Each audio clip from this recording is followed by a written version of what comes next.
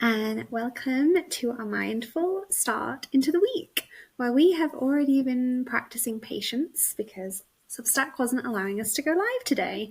So after basically 20 minutes, we've come up with another plan to come here to share the message with you because we are prioritizing showing up. And I think this also glides very well into our topic today. We were thinking how people work to live and how people are in like this routinal state of mind that we live for the holidays, and then besides that we work hard and kind of forget about living for ourselves. We are here, so Matt, Annetta and I, to remind you that you deserve a life of freedom, and that all begins within. So today we wanted to just bring you a short but sweet invite to our online summit, which is on the May 24th and 25th. And because I'm from the UK, so I have no idea, but Annetta and Matt do. In the USA, it's a holiday there. And we thought, oh, well, this is quite a nice invitation to see how you prioritize your life. You prioritize your schedule to fit you and not the schedule that just kind of fits into your life every year and that you just kind of allow to keep going because it's a ritual or a routine. And even if it may not bring you peace, why do we still do it? I'm going to now take it to Matt and Annetta, who clearly know more about the American holidays than me. But generally speaking, why do you think people just work to live and live for these holidays or weekends? I Go can ahead, take a Matt. stab at that, Annetta, if you'd like. I think it was Mark Twain who said the difference between being wealthy and being poor is $1, right? So if you spend one more dollar than you make, you're on the road to being poor, and if it's the opposite, you're on the road to being rich. And my personal assessment is I think that we have been sold as a society a certain standard of living that takes a lot. I mean, it's with especially recently in the past several years with the cost of goods and services going up. I think people are less likely to take a reduction in their standard of living than they are to keep running on the treadmill to survive to afford it. And without kind of taking a step back and reflecting on some of the things like that you led with, Grace, I think we just get into a rut of like, I need more, I need more, I need more. And there's really only one way to do that. Well, that's not true, but for most people, they exchange their time for money, and there's only 168 hours in a week. And if we're not careful about how we spend those, all the money in the world isn't going to um, improve the Yeah, and quality of I our think, life. it's really interesting that our live summit's actually going to be on Memorial Day weekend because I think a lot of times we do live for those kinds of holidays, but I think it's actually a really great because I really encourage people to join this summit because what we're going to talk about is learning how to balance your life so you don't have to live just for those holidays. I'm from Chicago, so everybody goes to Michigan or everybody goes to Wisconsin for those holidays. And it's like that's what people live for. But there's so much more to life than to just living for those holidays, like Memorial Day weekend, Labor Day weekend. And that's honestly what the goal is with the summit is to teach people how to create balance in their life so they can also create more freedom as well. Because I remember it's from where I would go to stay in Michigan, from Chicago to Michigan, it's about 2 hours. But on those weekends, it turns into 4, 5, 6 hours just because of the holidays. So why wait just for those holidays when we can learn to create balance in our life so we can have more freedom throughout the year and throughout the weeks instead of just those specific holidays? Yeah, I guess it's just so easy in our society to go with the standard of life that's set out for us. because we don't have to question anything. But it's only then, like we were saying before, that maybe you've had a fulfilling career, maybe you've made a family and gotten married, and now you're questioning, oh, and now what? Like it's like, of course, there's always like a set of, I wouldn't say rules, but like things that are applied for us because, with our biological clock, I mean, why we're here is obviously, to make more humans and keep us going. But like, really questioning yourself, oh, is this the life I want to lead and not the life that has been laid out for me by society? And a lot of people just go with that rush and the flow of it. And I think it's only in the stillness then, or times where you're breaking down or going through change, that a lot of people are stumbled, like, oh, wow, I don't have my secure job, or I don't have so and so on the outside, because on the inside, I've not taken the time to build this resilience, to build up this foundation of peace and balance, which we have. And I've been doing for the past decade. That does not mean that I know better than you. It just means that we're here and we want to share with you, because the best thing that we can do in this world is share peace with each other in a time of mental crisis and loneliness being a worldwide epidemic. We need it now more than ever. So what we're trying to question here is, are you going to go away on that weekend or in your holidays to numb your pain that maybe you live day in and day out? Or are you going away because it's a routine and you just do it because you have to see your family and you have to do this? Like, we're just inviting you to really question, like, what is routine? What are you prioritizing yourself to maintain on a daily basis? Yeah. And I think as we get older, our lives get more complex, right? We add variables, we add people, we add responsibilities. Mm-hmm. And a metaphor that I've used for many years is most of us are just ping pong balls amongst thousands of other ping pong balls. So, there's some, air or something that moves them all, and we just kind of bounce. It's not a deliberate decision. We run into a request to do something and we say yes. We get an invite to go somewhere and we say yes. And we're just, and anyway, my point being, I think there's a lot of internal work for us to do to develop ourselves into a steel ball instead of a normal ping pong ball. So I can set a course and stay, loyal to that course, and things will bounce off of me instead of bouncing me in certain directions. And, that takes dedicating time to things like this upcoming summit. It takes dedicating time to reflecting and meditating. You can't just write it down on a piece of paper and say, okay, I'm now a steel ball. Like, no, you're not. It's a It's journey. true. It's a journey and not a marathon. And I I think love that's like the that. most important thing is also doing it in a community though, because we've all been through challenging times. We've all faced setbacks. But one of the biggest things that I've personally, from my experience when I was facing challenging times and setbacks, I was looking for community. I was looking for people that I can relate with and people that want to grow out of those challenges and setbacks. So that's also like a really important factor to it as well when it comes to just really creating community because we've all heard it. You're the average of the five people that you surround yourself with. Are you hanging around with people who are adding value to your life or not? Like I went through this phase back in actually high school and yeah, I was hanging around with the kids in the neighborhood that were not the best influence. And then I also had my dancing side where everybody was like really good. The dance teachers were teaching discipline and respect. And then after hours, after the studio, I'd be hanging around with kids I shouldn't be. So then I had to choose one or the other.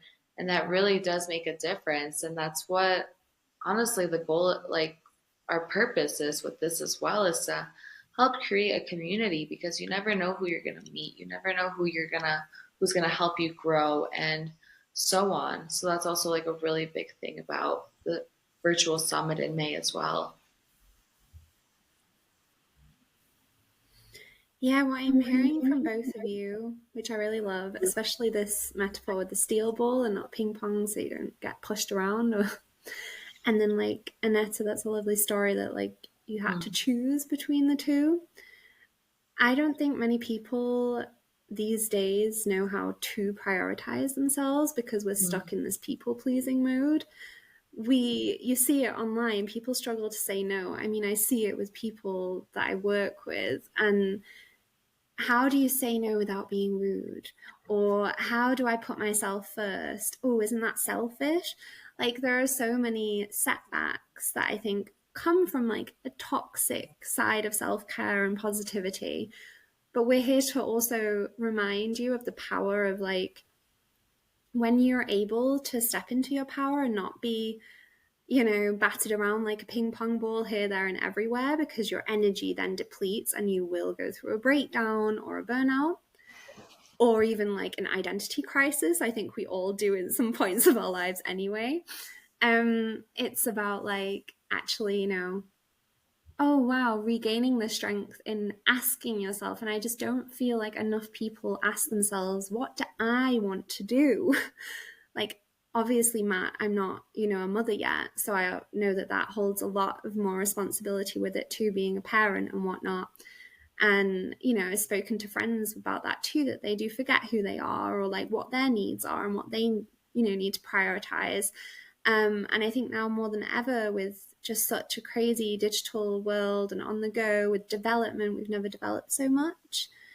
We need to really remember, come back to this inner sanctuary of peace and balance. And we all have our different tools in our toolbox to announce and share with the world now more than ever.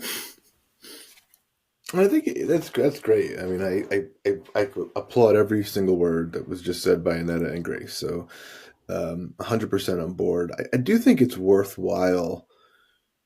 We throw the word growth around a lot as if that means the same thing to everyone, and it doesn't, right? It means different things to different people. And I think, um, if we're going to push or encourage people to take the time to search inward because we're saying that's where growth is, I think it's important for each person to kind of identify like what growth they're looking for. So, for example, I would contend that, there's a lot of um, stretching for goals, and some of those goals are material, and some of them are lifestyle, and some of them are relationship, and I get that, and I understand the benefit of setting goals, but I think a lot of times goals are like a surface level of what our identities really need, right? And so, um, like there's a process by which, I at least I believe that we grow into our goals. We don't achieve them, right? So like instead of like, and I think I don't remember if I shared this with the two of you. After I went through a divorce, and after, did I share this already? The quote that I had read about.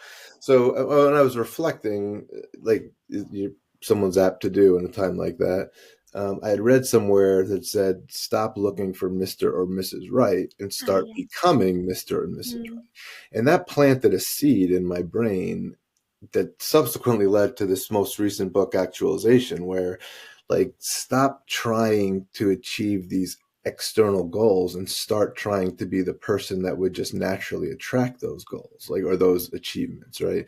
So, when I look at myself, and I kind of not shy about saying that I want to be a professional full-time, perhaps well-known writer.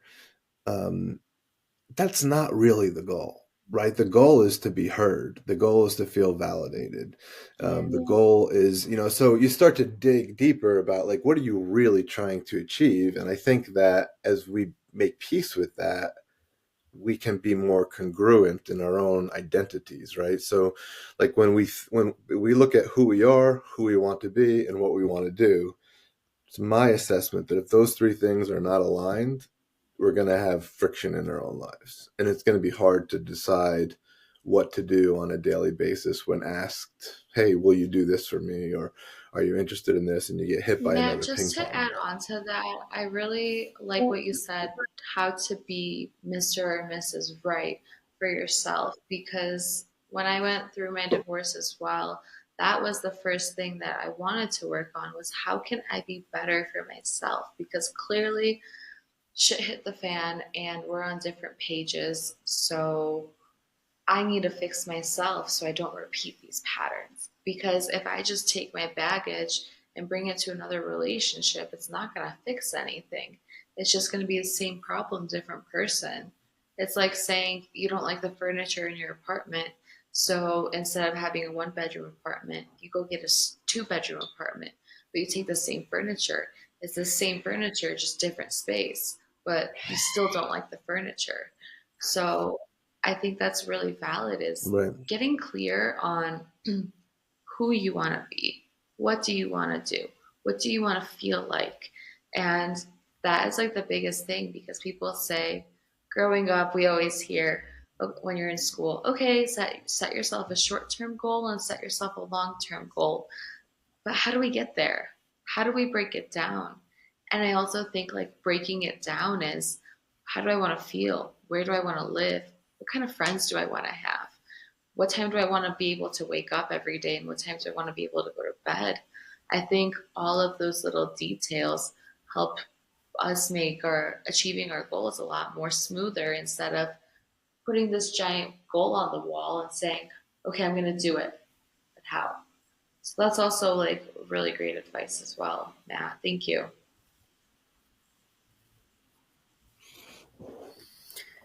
Yeah, but at the end of the day, guys, not everyone knows who they are and how they can be themselves.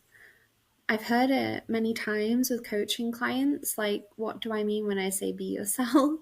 And then we'd have to basically dig deep, like you just said, Anetta, ask all these questions. What makes you come alive? What are your hobbies? What makes you smile or laugh? Like, these values, these deep rooted values, we lose if we, you know, desire or attain to the society standard of life, I would say, because we become this ping pong ball or this robot, easy to shape, easy to manufacture, but then hard to crack through, because we show on the outside that we're so strong, but when you crack through, then wow, there's a lot. You're a human being. We're all human beings at the end of the day. And yeah, I'm with you too, that it's so defiant in leading a free and loving and peaceful life. Knowing who you are and standing firm in that foundation will then attract, like Matt was saying, attract the right people, attract everything that's meant to be for you. It sounds cheesy in itself, right? But when you've done all that cracking and breaking through, and as you both said, in reflection, in taking the time to really just know, okay, what are my next steps? Then you can lead an intentional life. And I've noticed these days more than ever, people seek that intentional, slow living, because I think at the core of us all, we're made for it. We're not made for this on the go, soulless life. And so, yeah, there are many ways of how we can be, I don't want to say best selves, but better selves every day, right? And it's about dedicating yourself to these small steps every day that make you who you are. I really liked what Matt said about growth, because essentially what we're offering here is about self-growth. But I just also wanted to mention in that, when you work on yourself, and like Matt said, it's so complex. So growth to you, growth to me, growth to all of us is probably different in some way, right? But essentially, when you work on yourself and personal growth, you're able to be confident and successful in every other part of your life, I would say, because you're more intentional with what you say, how you act, how you want to be as a person. Would you agree? Yeah, I think you said a couple things that I really like. One is you talked about small steps. Mm-hmm. And I think a lot of people, whatever the topic is, and let's say you magically could rank it on a scale of 0 to 100 in terms of where you are. And I think a lot of us will find ourselves at stair 23, and we look up at 100, and that's our goal, and we think, and we just get overwhelmed. we say, well, I don't even know where to start. And Yeah. the answer is get to step 24. That's it. Just get to step 24 and then take a breath, celebrate your victory, and then say, okay, how do I get to step 25? And that's a much more sustainable way and quite frankly, enjoyable way because, the goals that have meant a lot to me have never been in the achievement of the goal. In fact, usually it's a letdown. When you actually get to whatever the thing, if you set like, I've had goals about, being promoted to a particular position or achieving some external thing. And the goal itself is a little bit of a letdown. It's the journey and the process that become the reward in and of itself, which goes back to what I was saying earlier about just becoming the type of person who would achieve these types of goals naturally, right? So, like, some people will say, well, you need to make a smaller goal. And I was like, well, I don't think you need a smaller goal. I think you need a bigger self. And I don't mean it in a very grandiose type of way. I just mean a stronger self that can carry those goals, right? And and I do think, what you said, Grace, about having to dig deep. I mean, to do it right, like you have to face some very uncomfortable truths about, who we are. And quite frankly, like, I don't know if it comes with age or if it's everyone, I don't really recall. But I know now, like there's places in my brain where I don't even want to go. And so and then to think that my assessment or my plan for growth is complete when there are certain truths about my own self that I don't even want to think about. I don't think that's fair. I think we, the toughest part about growth is sitting with the most uncomfortable parts of ourselves and assessing whether you're okay with living like that or you're going to keep those emotions in a closet forever. And maybe that's okay. I think it's different for everyone, but at least being deliberate about it. And it's hard to get to. It And is, but to I add think on it's to that, necessary. Matt, I don't think our goals are unrealistic. I think our timeline is. I was just folding some clothes this morning and had a dress with a lot of buttons, and I was just doing one button at a time. And it just like reminded me of exactly like our goals and exactly like our daily life. I couldn't button up all of the buttons at the same time. I had to do one at a time and I had to go in line in order for things to make sense. And I think that's the same thing with our goals is breaking it down step by step and doing one step. Like you don't do step two until you accomplish step one. It makes sense because if you're walking up a staircase, you're not going to jump to the third and then go back to one. You're going to go one, two, three, and so on. So I really like how you said that. I just wanted to add, like, it's not because there are goals and dreams for a reason, because we're all unique and we all have a purpose. But at the end of the day, we just expect them to be done faster than what they're actually meant to be. Yeah, I think it was Bill Gates who said, most people overestimate what they can do in a year and underestimate Yeah, what they can do in 10 years. Oh my completely. gosh, yeah. And it's not all about skipping the steps and getting to where you want to be tomorrow, but knowing that time will get you there. Not leaning back into it, but leaning into it, that time works for you and is of the essence. Um, what I wanted to comment on was like, okay, hard. I heard you say, Matt, that it can be hard, and I hear you, and I see it in a lot of people that it's hard for them. But I also know there's a lot of hope because the more you get used to working on yourself, the easier it gets, and the more fun it gets. Like I have so much fun unraveling myself in a way, like detangling all of my past limiting beliefs or childhood, and like I have genuine fun with it now because I'm used to doing it and I know that through it I only grow. And we are here in this summit to show you the fun ways of also being able to detach from your past, the power of letting go and looking forward, looking within, all of these contributes to how you are as a person daily. So yeah, I just, it's a bit icky for me when people say it's the hard work that counts, because I don't see it as hard work. I think it's totally like a mindset thing, as always.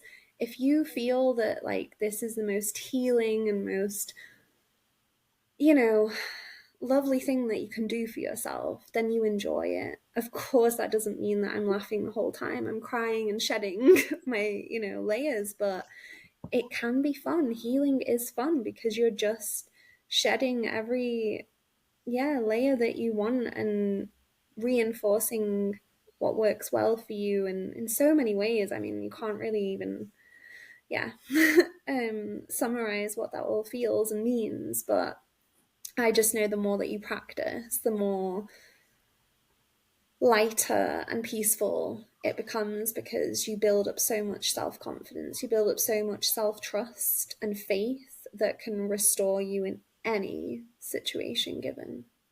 That's fair. That's fair. I mean, would it be better if I said it's not easy instead of it's hard in the beginning? Yeah, I think it's just one of those, when like, um, it's like the other day I was thinking of this be your best version of yourself. That just doesn't sit well with me either. Because I think these words like easy, hard, and best, like they're just so complex. Do you know what I mean? Yeah, I do. I think I guess the point that I'm trying to get at is I do believe there's a lot of self-deception in the world of personal growth and goals. Yeah. Meaning, like, it's very easy for us to pave over our insecurities with a set of small, short-term and long-term goals, where, those goals are still at a surface level of the person who we kind of would want to be versus the person who we are. And if we don't take action to increase the congruence between who we are, who we want to be, and our actions, right? Like, how often has it been said that, like, we're not who we think, we're not our thoughts, we're not our intentions, we're what we do. Yeah. That's so true. So and I think that's the point that I was trying to get at. But I hear you. I mean, I think anything. I mean, if you think back to your first time of like meditating or doing some mindfulness work, like 2 hours seems like or 2 minutes seems like 2 hours, right? It's hard to sit with your mind if you're not used to it. And I said hard again. It's challenging, or it's It's fine, don't worry. Yeah. It Well, is. that's all great. We encourage everyone to take the first step and to join us on this summit, because that's where it starts, is taking that first step. When you want to start going to the gym and start working out, you probably don't want to before you get there, but the second you take that first step into the gym, you start to get motivated because of the people you're around. Those people are motivated to work out and to get their workouts in. So we encourage you to take this first step with us, and so you can learn to be 1% better every single day and grow into becoming the person that you're called to be, and you can step into your purpose. So we really encourage you to join us on May 24th and May 25th at 9 a.m. Central Standard Time to 3 p.m. And then there will be a 7-day replay available for anybody who does join for the weekend but can't join for the whole weekend, because it is a holiday as well. So we're aware of that, but there will be a 7-day replay available.